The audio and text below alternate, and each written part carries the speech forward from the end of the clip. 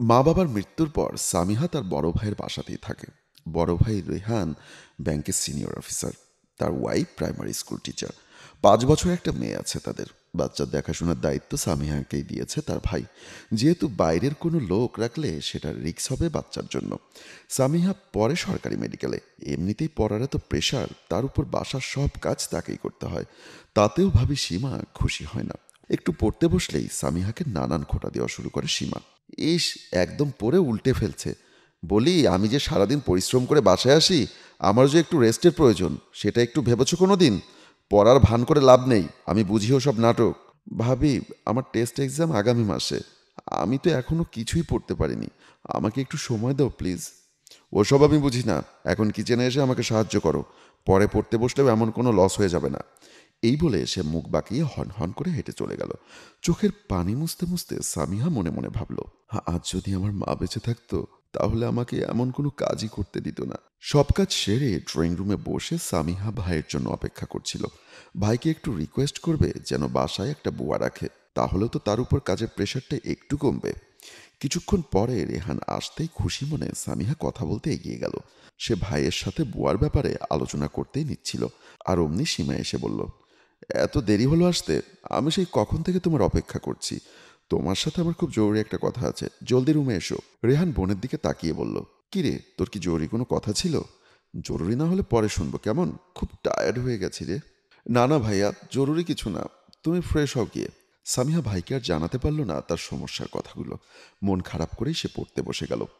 পরদিন বিকেলে সীমা এসে বলল, আমরা আজ একটা পার্টিতে যাচ্ছি। বাবুকে নেব না, ওকে পড়াতে বসাবে আজ। টাইমলি খাওয়াবে কিন্তু। ভাবি, তোমাকে বলেছিলাম আমার পরীক্ষা আছে। হ্যাঁ তো, আজ তো আর না। একদিন না পড়লে মহাভারত অশুদ্ধ হয়ে যাবে না। এই কথা বলে তারা চলে যায়।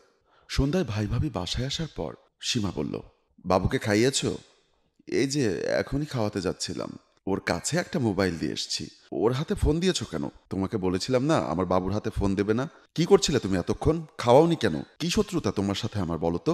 এসব বলেই চিৎকার চেঁচামেচি শুরু করে দিল সীমা। রেহানও কিছুতেই তাকে শান্ত করতে না পেরে মাথা নিচু করে নিজের রুমে গিয়ে শুয়ে পড়ল। সামিহা কাঁদতে কাঁদতে বসে ভাবতে লাগলো সে কতটা অসহায় এখানে। প্রায় দিনই ভাবি একটা না একটা ঝামেলা করে। সে তো সংসারের এমন কোনো ক্ষতিও করে না, তবু তাকে বোঝা ভাবে ভাবি। বাসার কাজের জন্য ক্লাস করতে পারে না বলে সে বান্ধবীর কাছ থেকে ফোনে ক্লাসের আপডেট নেয়। বান্ধবীদের বলে বুঝিয়ে দিতে পড়াগুলো। তাদের মেসেঞ্জার গ্রুপ আছে, সেখান থেকেই সে সব নোটস কালেক্ট করে। সীমা একদিন আড়াল থেকে এসে দেখল সামিহা ফোনের দিকে তাকিয়ে হাসছে। অমনি সে গিয়ে রেহানকে জানালো, তোমার বোন যে কি কি করে বেড়াচ্ছে সে খবর রাখো? মানে কি? ঘুরিয়ে পেঁচিয়ে না বলে সোজাসুজি বলো। কি আর বলবো, পড়ালেখার নাম করে ফোনের মধ্যে কি করে সারাদিন কে জানে। সারাক্ষণ ফোনে কথা বলে, চ্যাট করে। ফোনের মধ্যে কিসের পড়া বুঝি না। আমার বোনও তো মেডিকেলে পড়ে, ওকে তো কখনো ফোন নিয়ে ব্যস্ত থাকতে দেখিনি। তোমার বাপ মা তো মরে গিয়ে বেঁচে গেছে, বোঝা রেখে গেছে আমার মাথায়। তুমি শিওর তো? দাঁড়াও দেখছি আমি। এটা বলেই রেগে আগুন হয়ে রেহান সামিহার রুমে গেল। গিয়েই এক ধমকে বলল, এই তোর ফোন কোথায়? কেন ভাইয়া, কি হয়েছে? কি হয়েছে মানে? তোকে ফোন প্রেম করার জন্য দিয়েছিলাম আমি?